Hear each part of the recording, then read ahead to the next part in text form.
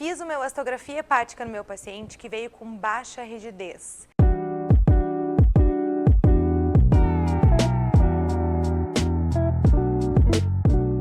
Com parênquima heterogêneo, com bordos rombos, com alargamento de fissura, com hipertrofia do caudado, eventualmente até com sinais de hipertensão portal, como veia porta dilatada e esplenomegalia.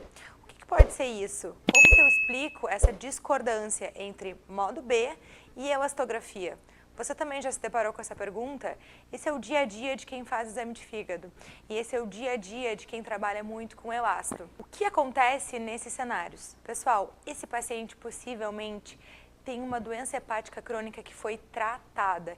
E isso é especialmente descrito nos pacientes com hepatite C, tratados e curados, o que a gente chama de resposta virológica sustentada, nos pacientes portadores de hepatite B crônica, que estão em tratamento com carga viral zerada, e a gente cada vez mais está vendo que isso acontece também nos pacientes etilistas portadores de doença hepática alcoólica com consequência de cirrose que pararam de beber já há muito tempo e também nos pacientes com doença hepática gordurosa metabólica que conseguiram resolver o fator metabólico, ou seja, emagreceram bastante, controlaram o perfil glicêmico, o perfil lipídico e conseguiram resolver a esteatose. O que todos esses pacientes têm em comum? Eles conseguiram resolver o fator etiológico da inflamação hepática contínua e, por isso, eles reduziram também a inflamação hepática. E a gente consegue ver o resultado disso na elastografia. Mesmo nos pacientes cirróticos e que podem já ou não ter hipertensão portal, a elastografia nos dá essa informação prognóstica nesses pacientes tratados, ou seja, quanto maior a queda da rigidez desse paciente, do fígado desse paciente, ao longo do tratamento e depois do tratamento, melhor o prognóstico, menor a chance de descompensação desse paciente e menor a chance de mortalidade desse paciente que é portador de cirrose. Mas a elastografia nessas situações já não nos auxilia no diagnóstico de fibrose avançada e cirrose, porque muitas vezes ela pode nos entregar um resultado muito baixo, que não seria suficiente para levantar essa suspeita. Ou seja, sempre perguntem para o paciente de vocês por que ele veio fazer exame, qual é a doença que ele está investigando ou que ele já diagnosticou, e especialmente se ele já tratou ou não.